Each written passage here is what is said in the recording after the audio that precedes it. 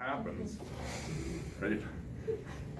And you're in a better chance to find out what happens than me, because you're presumably going to be here a lot longer than I am. So you'll be able to answer that question one of these days.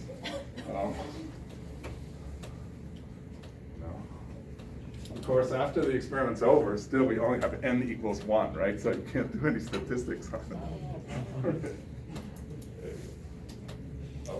Okay, so I'm still in the process of grading your homework assignments, and so hopefully Thursday I'll pass them all back out again. But this was what I asked.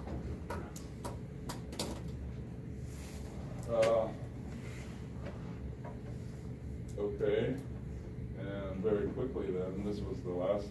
Okay, so these are the PowerPoints that are fair game for the quiz on Thursday.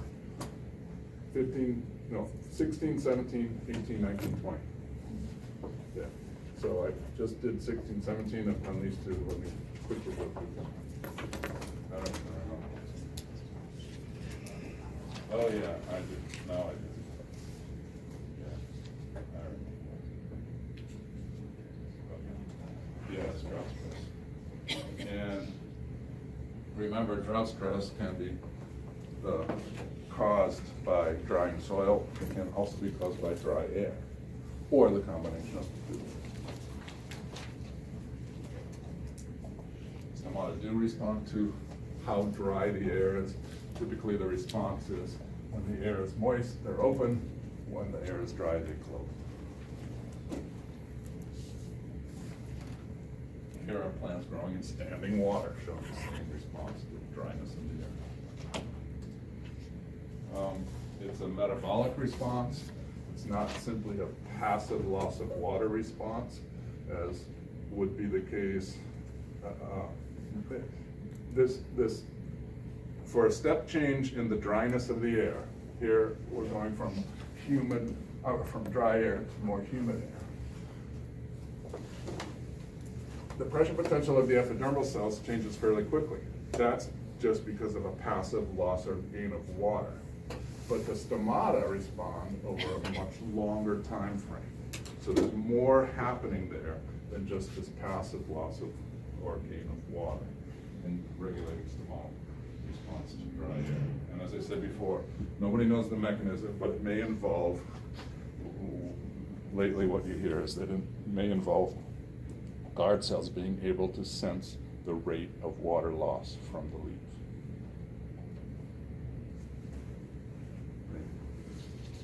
So since we don't have a mechanistic basis for dealing with it, this Ball-Berry approach for estimating stomatal conductance becomes useful.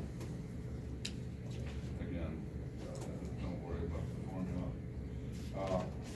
But if we look at how stomata react to leaf water conditions, what is clear is that the soil water conditions are far more determinative of stomatal conductance than are the leaf water conditions.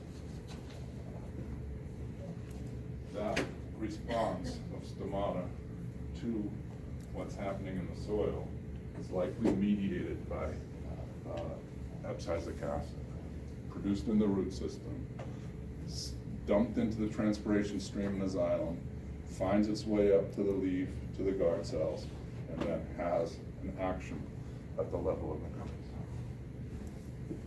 So ABA is produced more under dry soil conditions than under moist soil conditions by the root system.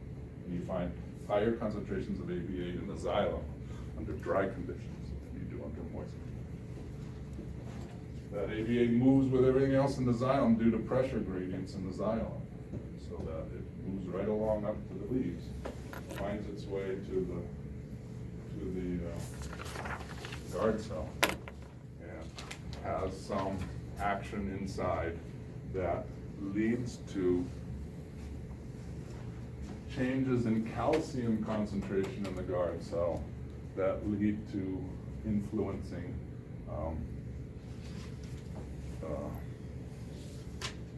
channels in the plasma membrane that cause potassium to move out and inhibit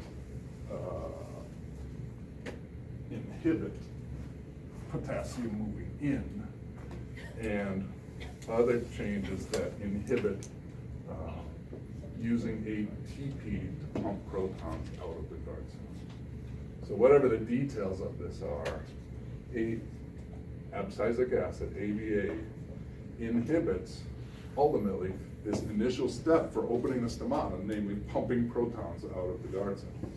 ABA won't allow that. It won't allow the potassium to move in. In fact, it enhances potassium moving out of the guard cell. So the consequence of abscisic acid is to take an open stomatal pore and make it closed, or, on the other hand, if the pore is closed, prevent it from opening when otherwise it normally would.